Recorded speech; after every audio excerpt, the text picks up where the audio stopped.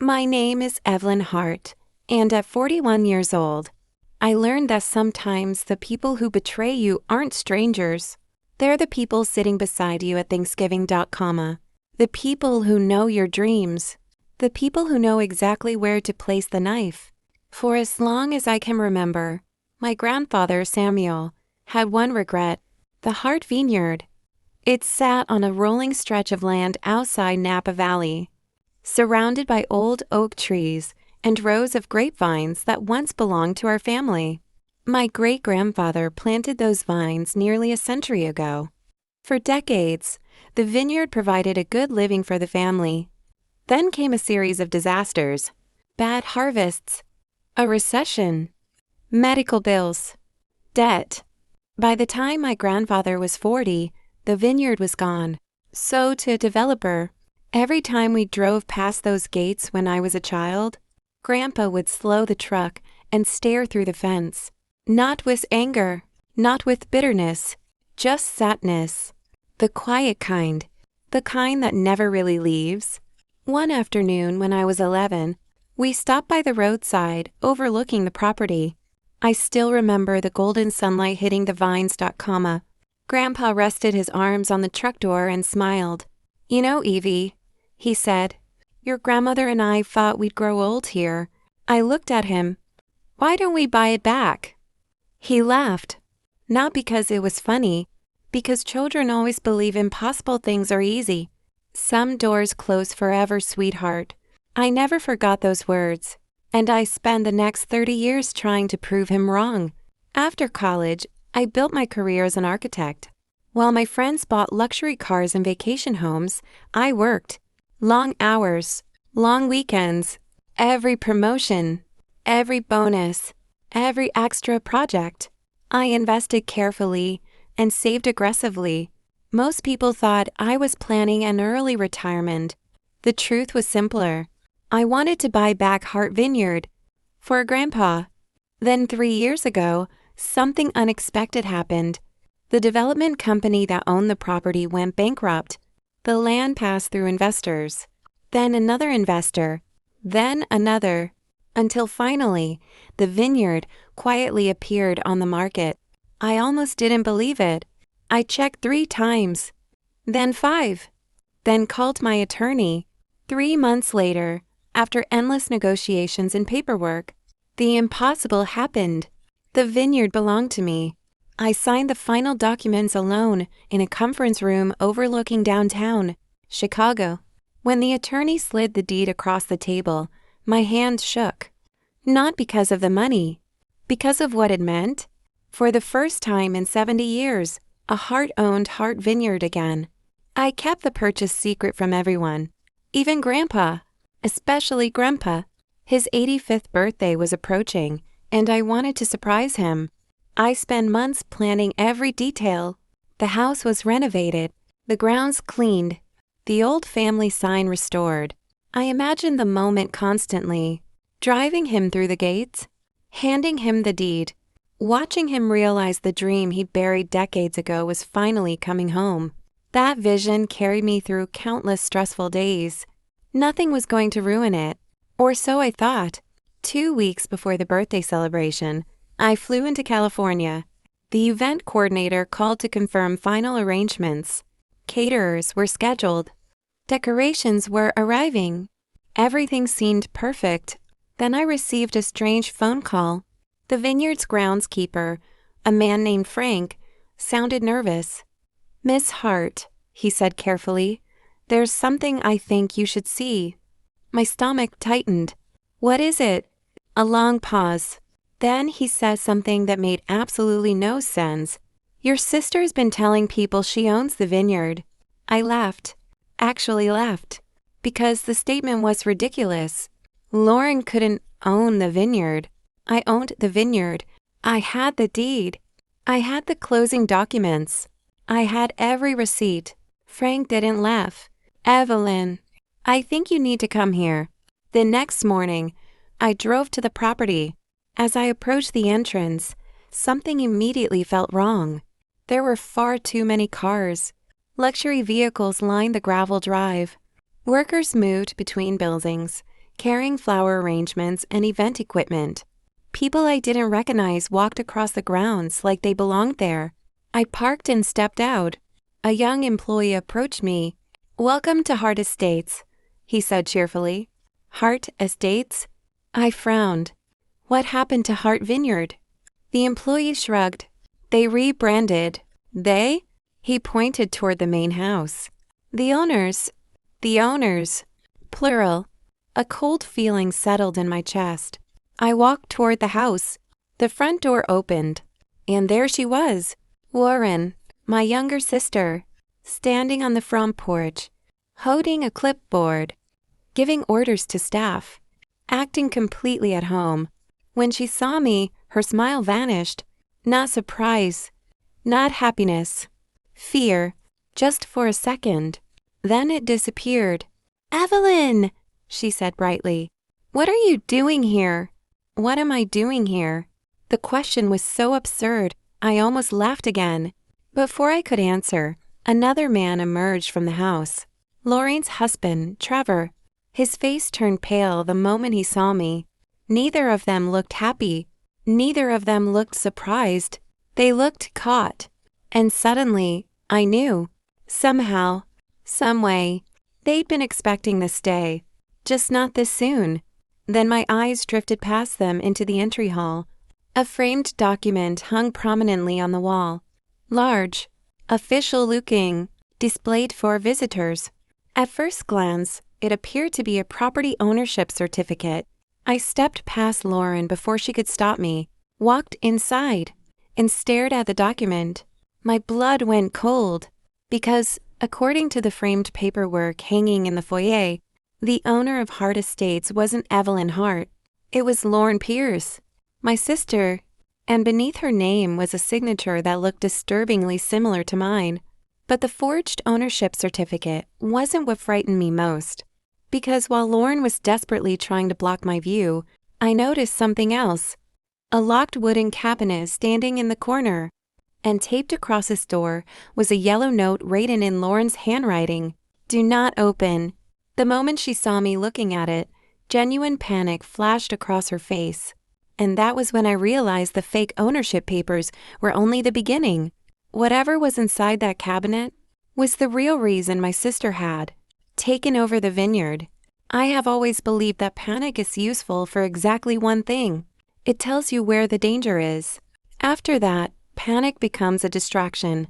So while Lauren was practically vibrating with nervous energy and Trevor looked like he wanted to disappear through the floorboards, I forced myself to stay calm. The forged ownership document was outrageous. The locked cabinet was suspicious, but neither of those things explained what was really happening. People don't risk fraud, lawsuits, and prison just to play house on a vineyard. There was something bigger underneath it, something worth lying for, something worth stealing for. And I intended to find out what it was. Lauren recovered first. She stepped between me and the cabinet and folded her arms. "What are you doing here, Evelyn?" The question annoyed me more than it should have. I looked around the foyer. My vineyard. Her jaw tightened. Trevor suddenly became fascinated by the floor. For a moment, nobody spoke. Then Lauren forced a smile.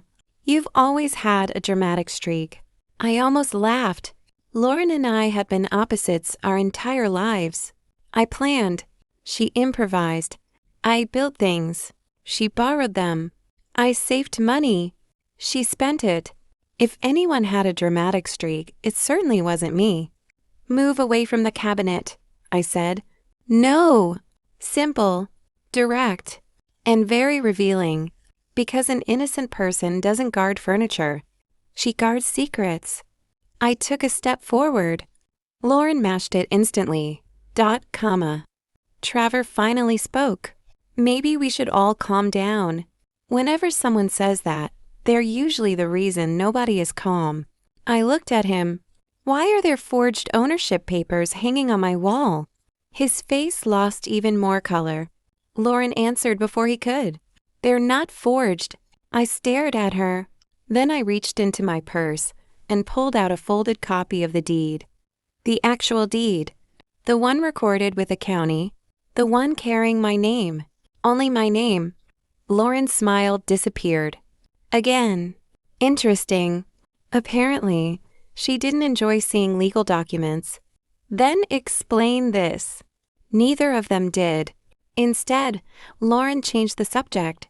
Classic Lauren. We've spent months improving this property. Months. How long exactly had they been here?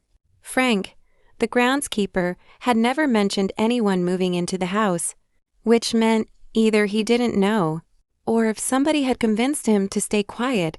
I folded the deed carefully. You have 10 seconds to tell me what's going on. Lauren crossed her arms tighter. Trevor looked like he needed oxygen. Then Lauren delivered the first real clue. We're making the vineyard profitable. Profitable. Not restoring. Not preserving. Profitable. The word hung in the air. I walked past them toward the rear windows overlooking the grounds. And suddenly, everything made sense. White tint. Decorative arches. Flower arrangements. Professional catering trucks. Workers carrying banquet tables. This wasn't a vineyard anymore. It was an event venue. A wedding venue. I turned slowly. You're hosting weddings. Lauren smiled. The first genuine smile I'd seen all morning. There it is. What? The part where you finally understand. I didn't like the satisfaction in her voice. Not one bit. Lauren walked beside me and gestured toward the property. People pay $20,000 for a weekend wedding here. I blinked. $20,000 per wedding. She continued. Some weekends we booked too. The math happened automatically. $40,000 per weekend, month after month. Suddenly, I understood why luxury cars were parked outside, why staff filled the property, why Lauren seemed so invested. This wasn't a family project. It was a business, a very profitable one. But another question immediately replaced it. If they were making so much money, why forge ownership papers? Why not simply ask me? The answer came almost instantly, because they knew I would have said no, especially after discovering they'd moved into the property without permission. The rest of the afternoon revealed even more. I stayed on the grounds, observed, listened, watched. People assumed I was part of management. Nobody knew who I was, and that worked in my favor. By evening, I had learned several things. First, Lauren introduced herself as owner during every tour. Second, Trevor handled all financial transactions. Third, dozens of wedding bookings were scheduled through the next year. And fourth, something strange was happening after dark. Around 9 o'clock, most employees left. Guests returned to nearby hotels. The vineyard became quiet. I was preparing to leave when I noticed movement near the old wine cellar. A flashlight. Someone walking quickly through the vines.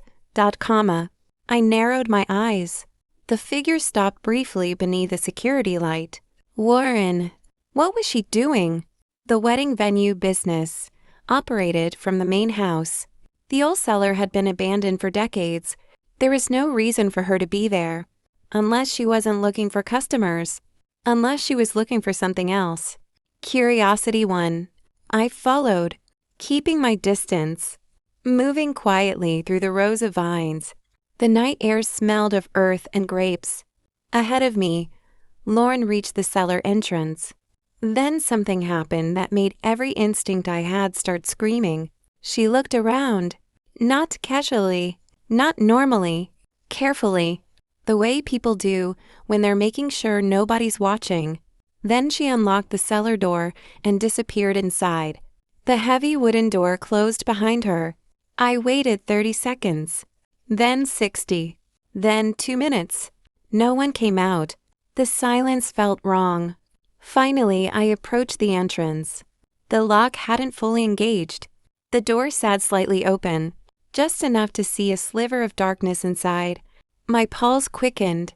Whatever was happening here had nothing to do with weddings, nothing to do with profits, nothing to do with event bookings. Lauren was searching for something, and she was doing it in secret. I pushed the door open an inch further. A faint light flickered deep underground. And then I heard it, meadow scraping against stone, followed by Lauren's voice. Low, frustrated, desperate. Where is it? She whispered. A pause, then louder. Come on. It has to be here. I froze. Because people don't tear through abandoned wine cellars looking for money. They look for evidence. For secrets. For things someone buried long ago. And as I stood there listening, I heard another sound. A heavy object being dragged across the floor. Then a sharp metallic clang. Then silence. Complete silence. A few seconds later, footsteps started moving toward the stairs. Toward the door. Toward me. I barely managed to duck behind an old barrow outside before the door swung open. Laura emerged carrying something in her hands. A faded leather folder. Ancient, dust-covered, and judging by the fierce look on her face, it wasn't what she'd been hoping to find. She shoved it into her bag and hurried back toward the house. The moment she disappeared into the darkness, I stepped from hiding and looked toward the cellar entrance. My heart was pounding, because now I knew two things for certain. Lauren wasn't stealing the vineyard for money, and whatever she was searching for had been hidden there long before either of us were born. That night, I waited until the house lights went dark. Then I grabbed a flashlight and returned to the abandoned cellar, because I intended to discover exactly what my sister was hunting. And buried beneath decades of dust, I was about to find the first clue to a secret that would change everything. I thought I knew about our family. I barely slept that night. The photograph, Richard Calloway, the hidden journal, the unknown child. Every piece circled the others without fitting together. By sunrise, I was already on the road. Diane Mercer lived nearly an hour north of the Vineyard in a weathered farmhouse, tucked between rolling hills and olive groves. The place looked forgotten by time. White paint peeling from the porch. Wind chimes rattling softly. A rusty mailbox leaning sideways. When I pulled into the driveway, an elderly woman was already waiting outside. She looked exactly how I'd imagined. Late 70s. Silver hair. Sharp eyes. The kind of person who notices everything. You came quickly, she said. I didn't think I'd be able to wait. She nodded. Neither did Maggie. The mention of my grandmother immediately tightened something in my chest. Diane invited me inside. The house smelled faintly of tea and old books. Family photographs lined the walls. We sat at a wooden kitchen table, worn smooth by decades of use. For a moment, neither of us spoke. Then Diane reached beneath the table and lifted a small wooden box. My heart immediately started pounding. The box wasn't fancy, just old, very old. The brass hinges were tarnished with age. A small key remained attached to a faded ribbon. Diane set it between us. She left this with me 20 years ago. I stared at it. Grandma? Diane nodded. We were friends before she married Samuel. I blinked. That surprised me. Grandma rarely talked about her life before marriage. In fact, now that I thought about it, she barely talked about those years at all. Diane seemed to read my expression. Your grandmother carried a heavy burden. I swallowed. What burden? The old woman looked at the box. The kind people think they're protecting others from. Slowly, she opened it. Inside sat a leather-bound journal. Worn. Cracked.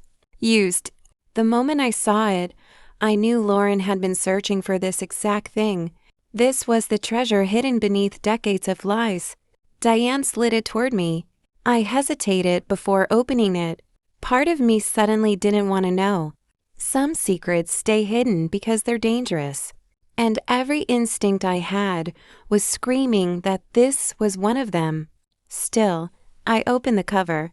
The first page contained a handwritten note, my grandmother's handwriting. I recognized it immediately. Neat, elegant, precise. The message was short, only one paragraph. But by the time I finished reading it, my hands were shaking. It's sad. If you are reading this, then the truth has finally found its way home. I have lived with this secret since the summer of 1981. Samuel never knew. I wanted to tell him 1,000 times, but fear won every time. If my family discovers this journal after I'm gone, they deserved the truth more than I deserved my silence. I stared at the page, then read it again, and again. Samuel never knew. The words echoed inside my head. Grandpa truly didn't know. Whatever happened in 1981 had been hidden from him completely. Diane watched me quietly. I told you it was serious. I nodded, then turned the page. The next several entries described the vineyard. During the summer of 1981. Harvest preparations, weather reports, employees, normal things. Then Richard Calloway appeared. His name showed up repeatedly. At first, the entry seemed innocent. He helped repair equipment. He advised on grape production. He worked long hours beside Maggie. But as the weeks passed, the tone changed. The entries became personal, warmer, dangerously warm. I felt sick reading them, not because my grandmother was a villain, because she sounded human, lonely, confused, trapped between duty and desire. And eventually, the journal confirmed what I already suspected. She and Richard had fallen in love. I closed my eyes. The room suddenly felt smaller. Grandpa had spent 60 years worshiping the memory of his wife. And here I was reading proof that she'd betrayed him. When I finally opened my eyes, Diane was studying me carefully. "Keep reading." I turned another page, then another, and suddenly I found the entry, the one everything seemed to revolve around. The entry dated October 17th, 1981. The words blurred slightly as I read. Asterisk, today I learned I'm pregnant. Asterisk. I stopped breathing. For several seconds, I simply stared. Pregnant. The room went completely silent. Even the ticking clock on the wall seemed distant. Then I continued reading. Samuel believes the baby is his. I want to tell him the truth. God help me. I want to tell him. But Richard is gone now, and I am terrified of losing everything. A chill ran down my spine. The child. The secret child. It was real, not a rumor, not speculation, not family gossip. Real. And somewhere beyond the pages of this journal was the answer to what happened next. But before I could continue, something slipped from between the pages and landed on the table. A photograph. I picked it up. My stomach dropped instantly, because it wasn't a picture of a baby. It was a photograph of Richard Calloway, and standing beside him was someone I recognized immediately. Someone who had no business being in that picture. Someone whose connection to this story made absolutely no sense. Trevor, Lauren's husband, or rather, a younger version of a man who looked exactly like Trevor. And suddenly, a terrifying possibility entered my mind. A possibility that explained why Trevor had looked so frightened ever since I arrived at the vineyard. The more I stared at the photograph, the less it looked like a coincidence. And when I turned it over, I found a handwritten note that suggested Trevor wasn't helping Lauren steal the vineyard. He might actually be searching for his own family history. After learning she was pregnant, Maggie's writing changed. The hopeful tone disappeared. The entries became shorter, more anxious, more fearful. Several pages later, I found the explanation. Richard wants me to leave with him. That sentence appeared alone on an entire page. Nothing else. No explanation. No details. Just those 6 words. I turned the page. I said no. Another page. I chose my family. Then another. I will carry this guilt for the rest of my life. I swallowed hard. Every entry felt heavier than the last. The woman I had known as Grandma. Maggie wasn't the woman living inside these pages. This Maggie was terrified, cornered, trying desperately to keep a secret from destroying everything she loved. The journal continued. Richard left California shortly afterward. The relationship ended, at least physically, but the consequences remained. Then, near the middle of the journal, I found the entry that changed everything. The date was June 1982. Several months after the baby was born, the handwriting looked shaky, uneven, almost rushed. Today I did the hardest thing I will ever do. The baby is gone. A good family agreed to adopt him.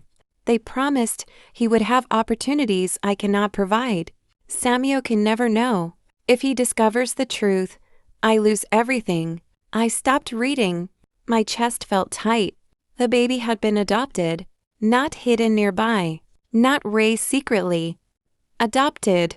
Gone. Somewhere out in the world. A child carrying heart blood. A child nobody knew existed, including Grandpa. I looked up at Diane. Neither of us spoke for several seconds. Finally, she said quietly, "Your grandmother never recovered from that decision." I believed her, because every page after that carried the weight of regret. Maggie wrote about birthdays she never celebrated, school years she never witnessed, a son she never knew. Every entry carried the same question. What happened to him? The journal never answered, at least not directly, but near the final pages something else appeared. A folded envelope. I carefully removed it. The paper was yellow with age. Across the front was written, "For my family, if the truth ever comes out." My pulse quickened. Inside was a letter, short, direct, painfully honest. If you're reading this, then someone has found the journal. I pray Samuel has already passed peacefully before this day comes. If not, I ask only one thing. Find my son before anyone turns him into a legal battle. He was never a mistake. He was my child. His name at birth was Michael. Michael, the name from the photograph. I felt a chill. Michael wasn't Richard. Michael was the baby, the hidden son, the child given away, the missing heir. Suddenly, the photograph made more sense. Richard and Michael, father and son. I looked at Diane. Does anyone else know this? She hesitated, then nodded. My stomach dropped. Lauren, the old woman looked surprised. How did you know? Because everything suddenly fit. The forged ownership papers, the takeover, the secret searches, the midnight trips into the cellar, the desperation. Lauren had known, maybe for months, maybe years, because she wanted control of it. Diane sighed. About 8 months ago, Lauren had known about the journal for 8 months and never said a word. Not to me, not to Grandpa, not to anyone. Diane continued. She came here asking questions. Questions about Michael, questions about inheritance. There it was. Inheritance, not family, not truth, money, property, assets. Lauren had approached this entire mystery like a business transaction. What did you tell her? Nothing. I believed that. Lauren wouldn't have been tearing apart the vineyard if she'd already had answers. She was still searching, still chasing something, still missing a piece. And then another realization hit me. Trevor, the resemblance, the photograph, his panic, the way he'd reacted when I arrived, the way he'd avoided every conversation. Maybe Trevor knew more than Lauren did, maybe much more. I thanked Diane and drove straight back to the vineyard. The entire trip, my thoughts raced. One question dominated all the others. Why was Trevor involved? If Lauren's goal was controlling the inheritance, Trevor's behavior didn't make sense. He wasn't acting greedy. He was acting scared. There was a difference. A huge difference. By the time I reached the property, the sun was beginning to set. The wedding preparations were in full swing. Workers moved equipment. Guests checked into nearby accommodations. Music drifted across the grounds. Everything looked normal, but now I knew better. The entire vineyard was sitting on top of a buried family secret. And somewhere inside that secret was Trevor. I found him alone behind the reception barn, staring at his phone. When he saw me approaching, his face immediately tightened. Interesting. Guilty people often prepare excuses before they're even accused. Trevor, Evelyn. Neither of us smiled. I stopped a few feet away. Then I pulled the photograph from my pocket. The one showing Richard and Michael. The second Trevor saw it, all the color drained from his face. Not some color, all of it. He looked like someone had punched him. And right there, before he'd spoken a single word, I knew. He recognized the photograph. He knew exactly who Michael was. Maybe he knew where Michael was. Maybe he knew something even bigger. I held up the picture. Who is Michael? Trevor stared at it, then at me, then back at the photograph. His mouth opened, closed, opened again. For several seconds, he couldn't seem to form words. Finally, he whispered, "Where did you get that?" Not "Who's Michael?" Not "I've never seen that." Not confusion. Recognition. Pure recognition. My pulse hammered. Answer the question. Trevor looked around nervously. Toward the house. Toward the vineyard. Toward the guests, as though checking who might be listening. Then he leaned closer and said something that made my blood run cold. "Lauren can't know we're having this conversation." I stared at him. "What?" His voice dropped even lower. "Because if Lauren finds out what I discovered last month, she'll do anything to stop it." Before I could respond, a car suddenly pulled into the driveway. A black SUV. Expensive. Unfamiliar. Both Trevor and I turned toward it. The vehicle stopped near the house. A woman stepped out, carrying a leather briefcase. Trevor's face changed instantly. Fear. Real fear. The kind that can't be faked. I looked at him. "Who is she?" His answer came barely above a whisper. "The private investigator." My heart skipped. Private investigator? Then why did Trevor look terrified? And why was the investigator coming to the vineyard now? Because whatever she discovered was important enough to bring in person.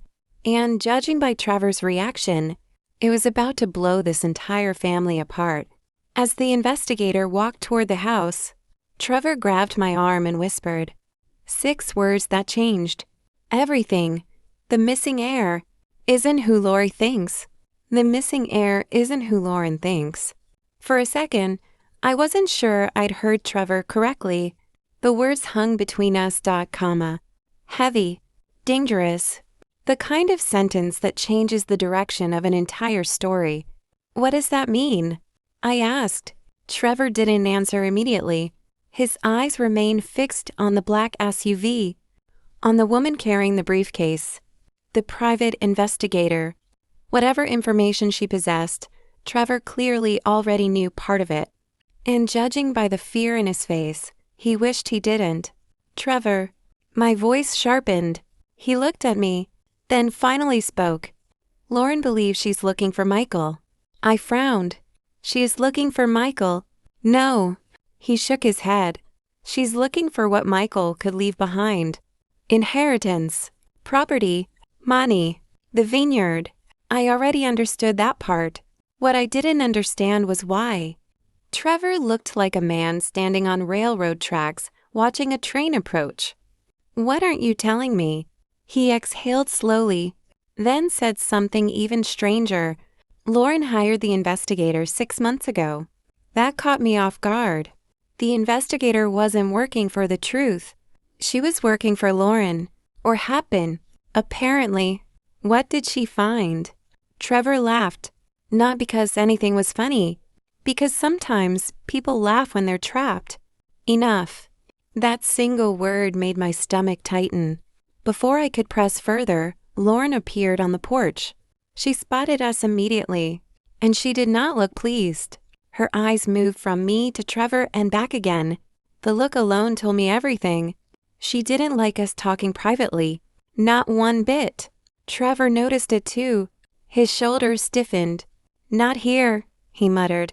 Then he walked away before I could stop him. Interesting. Very interesting. Because people only avoid conversations when they're afraid of being overheard. And Trevor was terrified.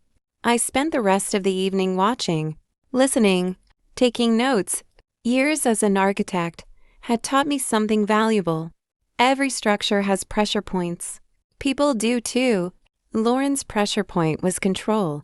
Trevor's pressure point was fear. The investigator? I hadn't figured hers out yet, but I intended to. The opportunity came sooner than expected. Around 9 o'clock, after most of the wedding vendors had left, I spotted the investigator standing alone near the Vineyard office, reviewing document. I approached casually. She looked up immediately. Sharp eyes. Professional posture. Someone used to reading people. Can I help you? She asked. I smiled politely. Depends. She closed the file. And what does that mean? It means I'm Evelyn Hart.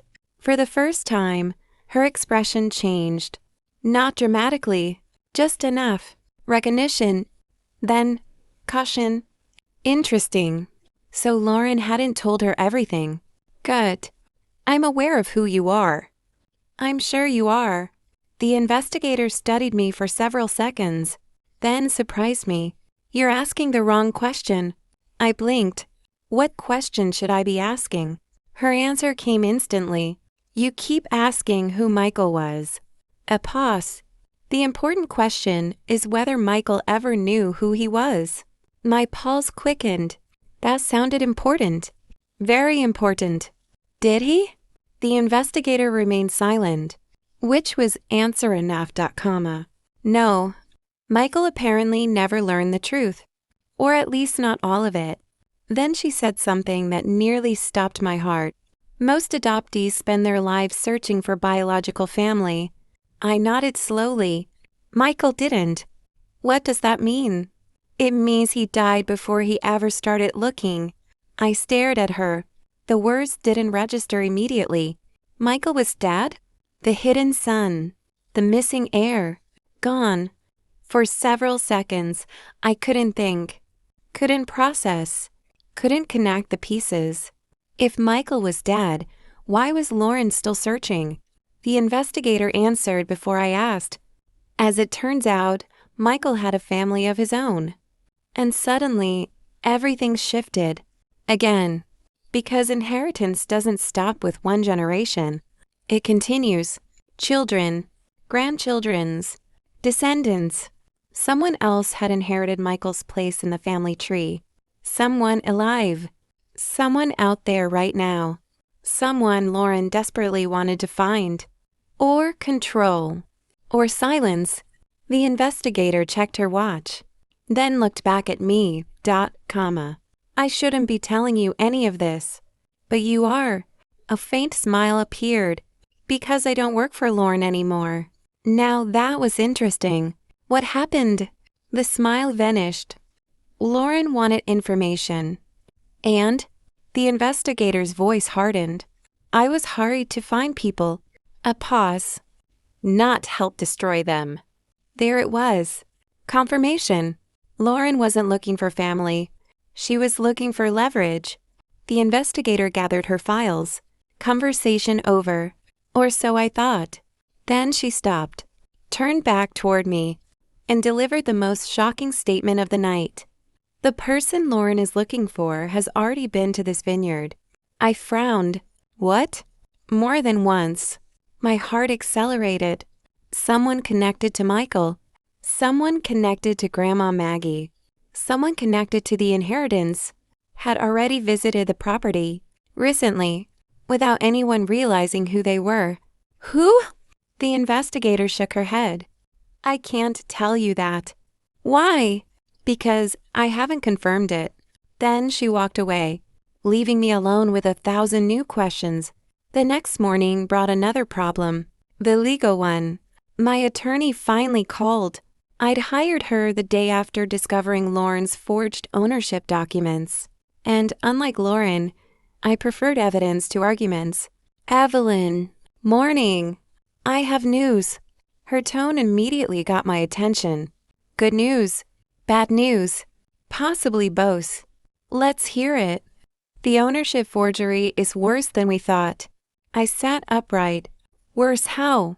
Someone submitted altered documentation to multiple vendors. My stomach tightened. Multiple vendors. Not just one fake certificate hanging in a hallway. An entire campaign. Wedding companies. Event planners. Suppliers. Potentially hundreds of thousands of dollars in contracts. All billed on fraudulent claims. And Lauren signed everything? No. A pause. Ben? Trevor did. I closed my eyes. Of course. The financial side. The contracts. The payments. The bookkeeping. Trevor. Always Trevor. The attorney continued. We can stop this. How? Ownership challenge. Fraud claim. Emergency injunction. Now we were speaking my language. Evidence. Process. Consequences. Not drama. Not family arguments. Facts. The attorney outlined the plan. By the end of the week, we'd file. The forged ownership claims would be challenged. The venue's operations could be frozen. The money trail would become public. Every contract, every payment, every lie. For the first time since arriving at the Vineyard, I felt something close to confidence. Not because I had all the answers. I didn't. But because truth has a habit of surfacing eventually. And too many people were digging now. Lauren. Me. The investigator. Trevor. Sooner or later, someone would uncover the piece everyone else was missing. I just didn't realize how close that moment already was. Because later that afternoon, the investigator called. Her voice sounded different. Urgent. Evelyn. What happened? I confirmed the identity. My heart immediately started racing. The heir. Yes. I stood up so quickly, my chair nearly tipped over. Who is it? The investigator was silent for 2 full seconds. Then she answered. And her answer shattered every theory I'd built so far. Because the name she gave me wasn't a stranger. It wasn't someone living across the country. It wasn't someone searching for answers. It was someone I already knew. Someone standing at the center of this entire mess. Someone I had been talking to all week. And the moment I heard the name, I realized something terrifying. Lauren wasn't trying to find the missing heir anymore. She already had. I thought I finally knew who the secret heir was. I was wrong. 24 hours later, a DNA report arrived that proved the truth was even stranger and far more dangerous than anyone imagined.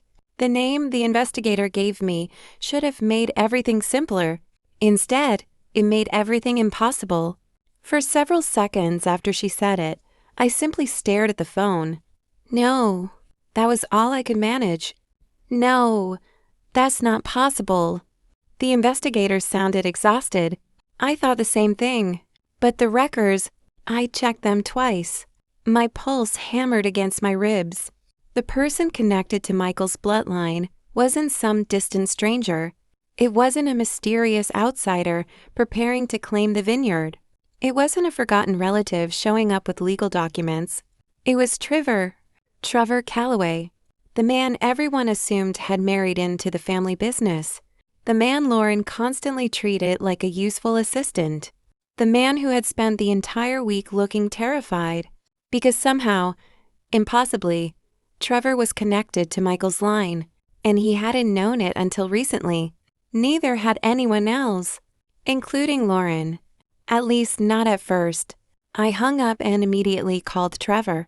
He answered on the second ring. We need to talk. A long silence. Then, not a question. A statement. You knew too? His laugh sounded hollow. I found out 6 weeks ago. I sat down hard. 6 weeks. That explained everything. The fear, the secrecy, the arguments, the panic. Every strange thing suddenly made sense. Tell me everything. Another long silence. Then Trevor finally spoke. My mother was adopted. I froze. What? My mother spent her entire life believing she knew where she came from. His voice sounded distant, like he was reliving the discovery. After she died, I found documents in her storage unit. The documents eventually led to adoption records. The adoption records led to DNA testing. The DNA testing led to Michael Hart, Grandma Maggie's hidden son, the son nobody knew existed. Trevor wasn't Michael's son.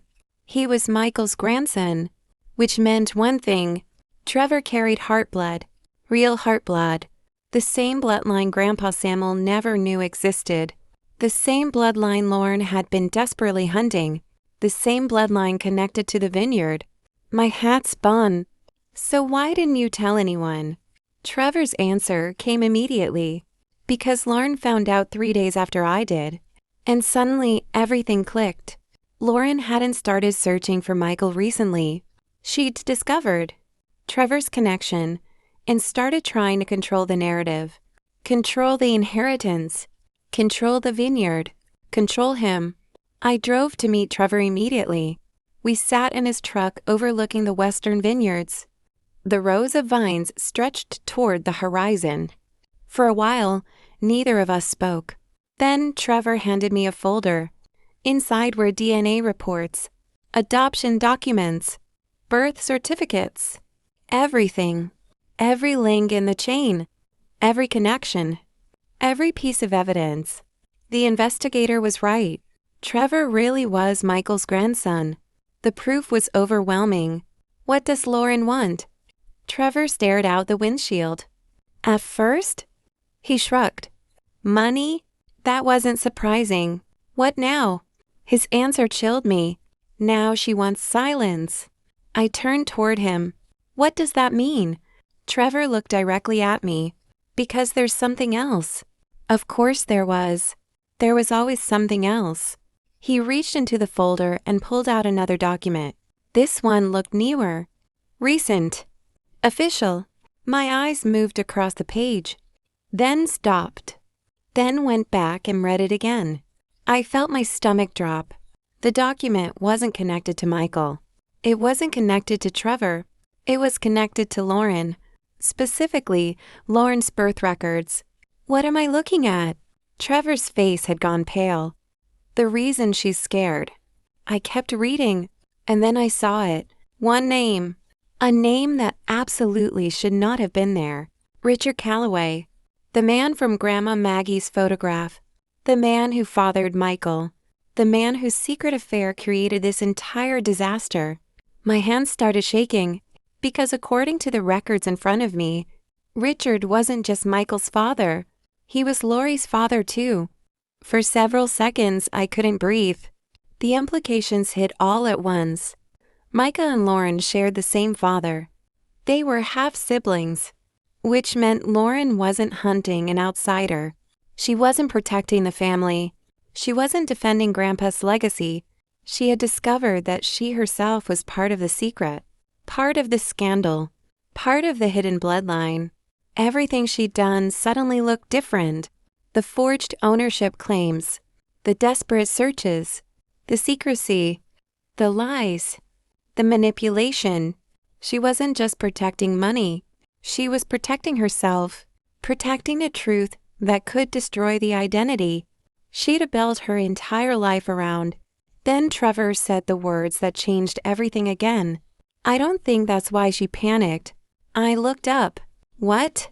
He swallowed. Because that's not the worst secret. A cold feeling spread through my chest. Not the worst secret? How could there possibly be something worse? Trevor reached for another file. The final one. The file he clearly hated touching. The file that had kept him awake for weeks. Slowly, he slid it across the seat toward me. I opened it. The first page was a financial statement. The second page was a trust document. The third page was a transfer authorization.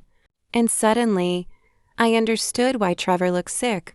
This wasn't about old affairs, or adoption, or inheritance. This was about fraud. Millions of dollars of fraud. Money that had been disappearing from the vineyard for years. Money someone had been quietly moving through shell companies and hidden accounts. Money that should still have been there. At the bottom of the final page sat a signature. One signature. One name. The person responsible. The person who had stolen from the family for nearly a decade.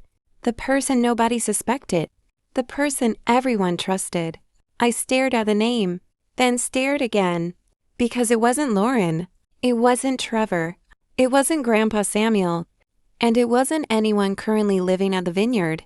The signature belonged to someone everyone believed had died 3 years ago. Someone who, according to the documents in my hand, might still be alive.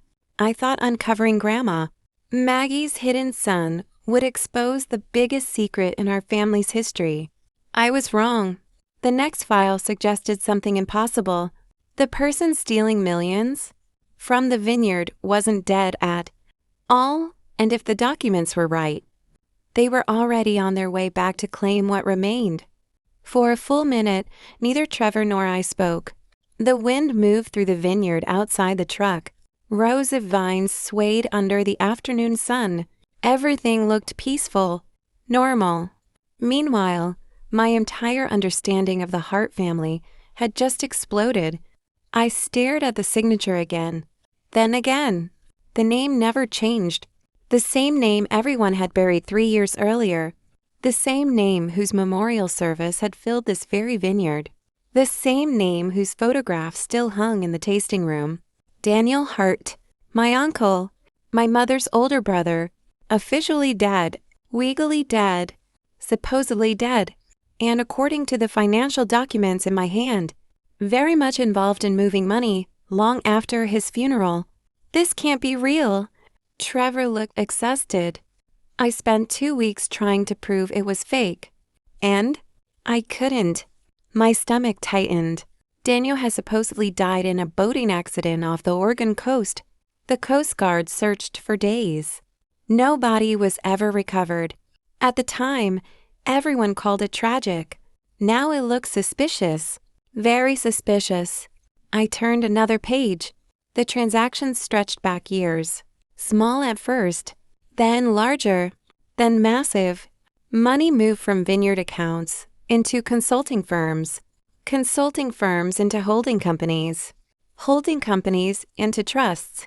The trail wound through so many layers, it looked intentionally designed to be confusing, but every path eventually connected to the same place, the same beneficiary, Daniel Hart.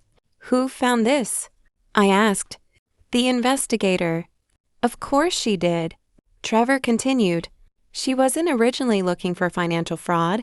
No, she was tracing Michael's descendants. He paused, and she accidentally discovered the money. That explained why Lauren had become desperate. If she learned about the fraud before anyone else, everything changed. The inheritance battle suddenly became the least important problem.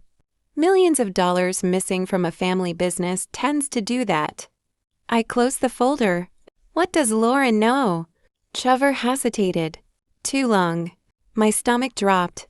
Trevor. He sighed. Everything. Of course she did. The answer didn't surprise me anymore. Lauren always seemed one step ahead because she'd been reading the map before the rest of us even knew there was a game. The question wasn't whether she knew. The question was what she planned to do with the information. That answer arrived sooner than expected, because when I returned to the Vineyard house, Lauren was waiting for me, alone, sitting on the back patio, overlooking the bluff. A glass of wine rested beside her untouched. She didn't look angry. She didn't look defensive. She looked tired. For the first time since I'd arrived, she looked like someone carrying a weight she could no longer hold. You spoke to Trevor. Not a question. A statement. I sat across from her. Yes. She nodded slowly. I figured. For several moments, neither of us spoke. Then Lauren surprised me. She reached into a leather folder and slid several papers across the table. I recognized them immediately. DNA reports, adoption records, Financial statements. The same documents Trevor had shown me. She wasn't hiding anymore. Interesting. Why now? I asked. Lauren stared out at the ocean. Because I'm tired. That wasn't the answer I expected. Tired of what? Tired of secrets. The irony nearly made me laugh. Lauren had spent months creating secrets. Now she was tired of them. But something in her expression stopped me. She wasn't performing. For once, she was telling the truth. I found out about Michael 9 months ago. Her voice sounded distant, careful, measured. The investigator traced the adoption records. She looked down at her hands, and then she found my birth records. The half-sibling revelation, the thing that had shattered Lauren's world. I spent 60 years believing I knew who I was. She laughed bitterly. Turns out half my life was a lie. I couldn't argue with that. Some truths arrive too late to be useful. Only painful. Lauren continued. When I learned Michael existed, I wanted answers. And then? She looked directly at me. And then Daniel called. Every muscle in my body tightened. What? He called me. I stared at her. No. Impossible. Unless. Laura nodded. He isn't dead. The words settled heavily between us. Part of me still wanted to reject them, to insist there had to be another explanation. But the evidence already existed. The money trail, the signatures, the hidden accounts. Now Lauren was confirming it. Daniel Hart was alive, very alive, and apparently talking. When? 7 months ago. I felt sick. 7 months. That meant Daniel had been orchestrating events the entire time. Watching, planning, manipulating. What did he want? Lauren looked ashamed. The first genuine shame I'd seen from her. He wanted access.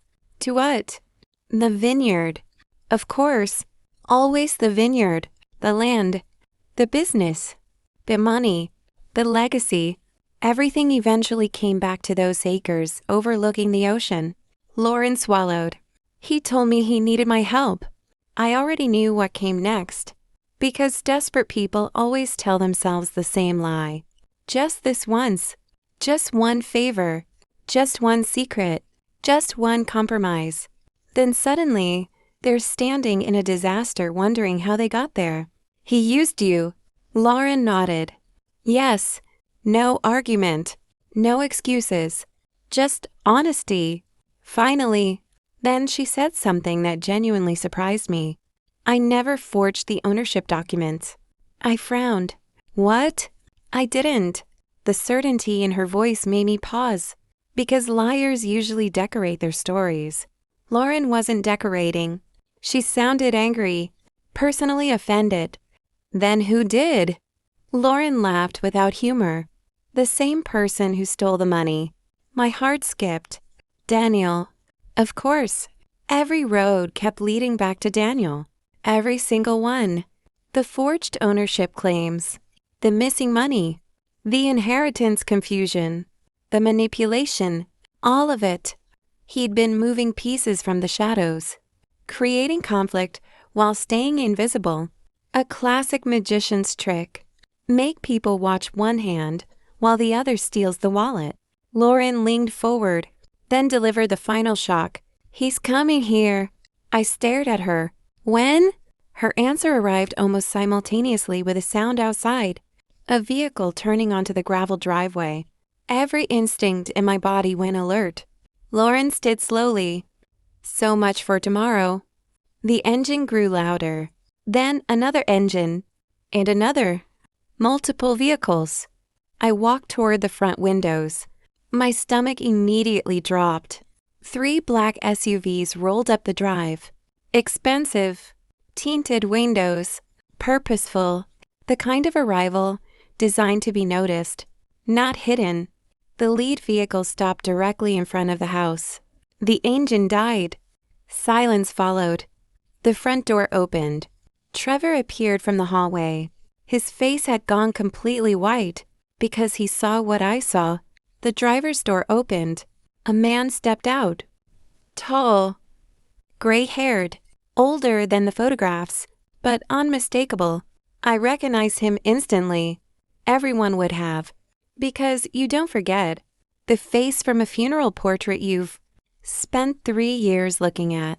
Daniel Hart. Alive. Standing in front of the family vineyard. After 3 years of pretending to be dead. And somehow, that wasn't the worst part.